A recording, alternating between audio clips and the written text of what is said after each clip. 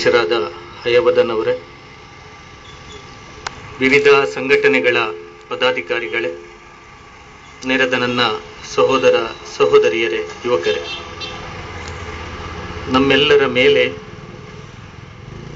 ಈ ಉಷ್ಣವು ತೊರೆದು ಕಂಪನ್ನು ಬೀರಲಿ ಅಂಥೇಳಿ ಈ ಸಂದರ್ಭದಲ್ಲಿ ನಾವು ಆಶಿಸ್ತೇವೆ. ಏನು ಉಷ್ಣ ವಿದ್ಯುತ್ ಸ್ಥಾವರ ಅಂತ ಹೇಳಿ ಹೇಳ್ತಾ ಇದ್ದಾರೋ, ಅದು ವಿದ್ಯುತ್ ಕೊಡುವಂತಹ ಮಾತು ವಿಜಯಕುಮಾರ್ ಹೆಗ್ಡೆ ಅವರು ಹೇಳಿದ್ರು. ಆದರೆ ಆ ಉಷ್ಣ ಮಾತ್ರ ಅದು ಕೊಡ್ತಾ ಇದೆ, ಅದು ನಿರಂತರ ನಮ್ಮನ್ನು ಉರಿಸ್ತಾ ಇರ್ತದೆ ಹೇಳುವಂತಹ ಮಾತು ನಾವು ಗಮನಿಸಬೇಕಾಗಿದೆ. ನಮ್ಮ ಹೋರಾಟ ಯಾವ ದಿಸೆಯಲ್ಲಿರಬೇಕು ಅಂತ ಹೇಳಿ ಮೊಹಮ್ಮದ್ ಕುನ್ನಿ ಅವರು ಹೇಳಿದ್ರೆ, ಈ ಉಷ್ಣ ವಿದ್ಯುತ್ ಸ್ಥಾವರದ ಮೂಲಕ ಏನು ತೊಂದರೆಗಳು ನಮಗೆ ಅನುಭವಿಸಬೇಕಾಗ್ತದೆ, ಯಾವ ಸಮಸ್ಯೆಗಳು ಭಯಾನಕವಾಗಿ ಬರ್ತದೆ ಹೇಳುವುದರ ಬಗ್ಗೆ ವಿಜಯಕುಮಾರ್ ಹೆಗ್ಡೆಯವರು ತಾವು ಕಂಡಂತಹ ಪರಿಸ್ಥಿತಿಯನ್ನು ನಮ್ಮ ಮುಂದಿಟ್ಟರು. ಹಯವದನ ಉಪಾಧ್ಯಾಯರು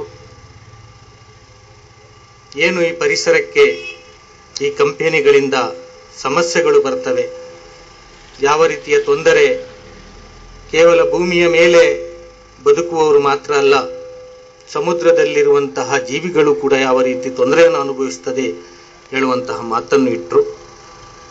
ಬಹುಶಃ ಈ ಸಂದರ್ಭದಲ್ಲಿ ನಾನು ನಿಮ್ಮ ಸಮಯವನ್ನು ತೆಗೆದುಕೊಳ್ಳುವುದಿಲ್ಲ.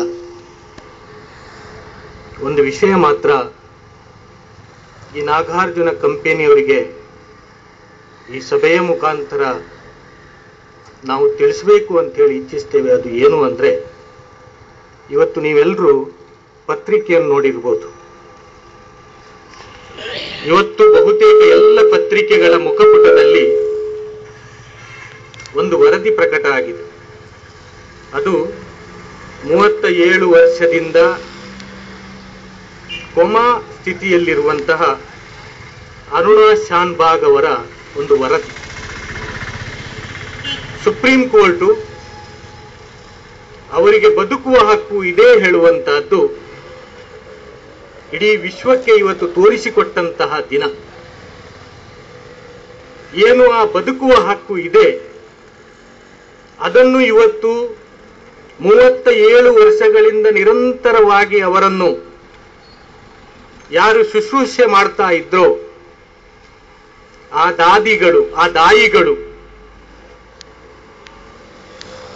ಇವತ್ತು ಈ ಪ್ರಕಟಣೆ ಹೊರಬಿದ್ದ ತಕ್ಷಣ ಪರಸ್ಪರ ಅವರು ಸಿಹಿ ತಿಂಡಿಗಳನ್ನು ತಿನ್ನುವುದರ ಮೂಲಕ ಅದನ್ನು ಆಚರಿಸಿ ಈ ವಿಶ್ವಕ್ಕೊಂದು ಸಂದೇಶ ಕೊಟ್ಟರು.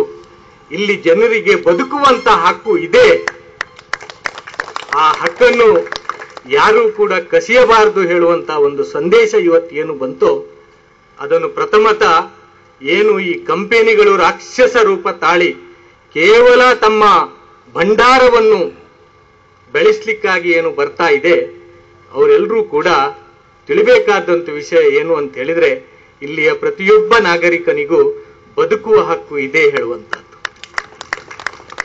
ಇದನ್ನು ಎಷ್ಟು ಬೇಗ ಅವರು ತಿಳಿದುಕೊಂಡು ಇಲ್ಲಿಂದ ಪಲಾಯನ ಮಾಡ್ತಾರೋ ಅದರಲ್ಲಿ ಅಷ್ಟು ಅವರ ಒಳಿತಿದೆ. ಒಂದು ವೇಳೆ ಅವರು ಮಾಡುವುದಿಲ್ಲ ಅಂತ ಹೇಳಿ ಇದ್ರೆ, ಜನ ಜಾಗೃತರಾಗಿದ್ದಾರೆ, ನಿಮ್ಮನ್ನು ಓಡಿಸುವಂತಹ ದಿವಸವೂ ಕೂಡ ದೂರ ಇಲ್ಲ ಹೇಳುವಂತಹ ಒಂದು ಸಂದೇಶವನ್ನು ಕೂಡ ಈ ಸಂದರ್ಭದಲ್ಲಿ ನಾವು ಕೊಡ್ಲಿಕ್ಕೆ ಬಯಸ್ತೇವೆ. ಒಂದು ಆಂದೋಲನ ರೂಪ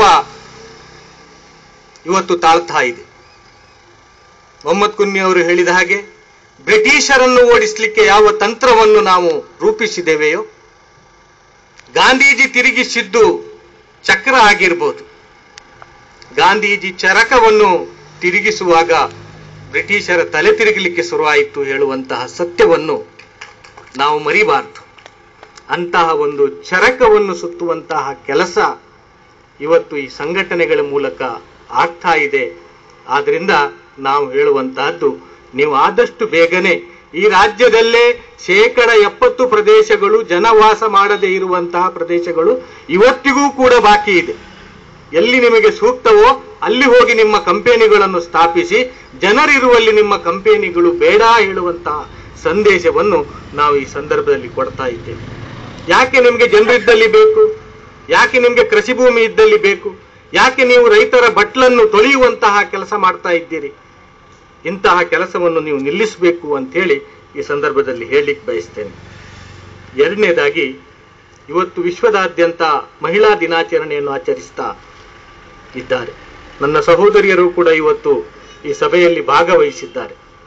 ಬಹುಶಃ ಈ ಆಂದೋಲನಕ್ಕೆ ಒಂದು ಹೊಸ ದಿಕ್ಕು ಇವತ್ತಿನಿಂದ ಸಿಗ್ತಾ ಇದೆ ಅಂಥೇಳಿ ಈ ಸಂದರ್ಭದಲ್ಲಿ ಹಾಜರಿರುವಂತಹ ನನ್ನ ಸಹೋದರಿಯರನ್ನು ಕೂಡ ನಾನು ಈ ಸಂದರ್ಭದಲ್ಲಿ ಅಭಿನಂದಿಸ್ತೇನೆ.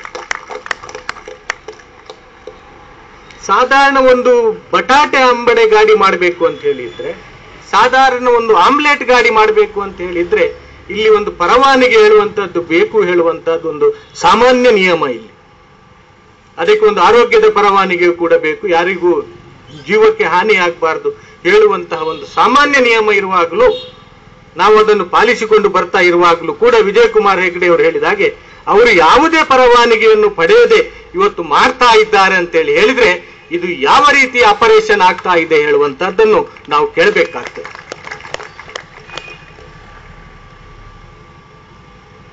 ಏನು ಈ ಹೋರಾಟದಲ್ಲಿ ನಾವು ಮುಂಚೂಣಿಯಿಂದಲೂ ಇದ್ದೆವೋ, ಇವತ್ತೊಂದು ಹೊಸ ದಿಕ್ಕು ಇದಕ್ಕೆ ಬರ್ತಾ ಇದೆ. ಇದು ಧಾರ್ಮಿಕ ಕರ್ತವ್ಯವೂ ಹೌದು, ಸಾಮಾಜಿಕ ಕರ್ತವ್ಯವೂ ಹೌದು. ತೊಂದರೆ ಎಲ್ಲಿಯೂ ಆಗ್ತದೆ, ನಾವು ಸುಮ್ಮನೆ ಇರ್ತೇವೆ ಅಂತ ಹೇಳಿದ್ರೆ ಅದು ಸಾಧ್ಯ ಆಗ್ಲಿಕ್ಕಿಲ್ಲ. ಬದಲಾಗಿ ಯಾರು ನ್ಯಾಯಯುತವಾಗಿ ಶಾಂತಿಯುತವಾಗಿ ಈ ಹೋರಾಟ ಮಾಡ್ತಾ ಇದ್ದಾರೋ ಅವರ ಜೊತೆ ನಾವು ಕೂಡ ಇದ್ದೇವೆ ಹೇಳುವಂತಹ ಒಂದು ಸಂದೇಶವನ್ನು ಕೊಡುತ್ತಾ ಆದಷ್ಟು ಬೇಗನೆ ಈ ಕಂಪೆನಿಗೆ ಬೀಗ ಮುದ್ರೆ ಹಾಕಲಿ.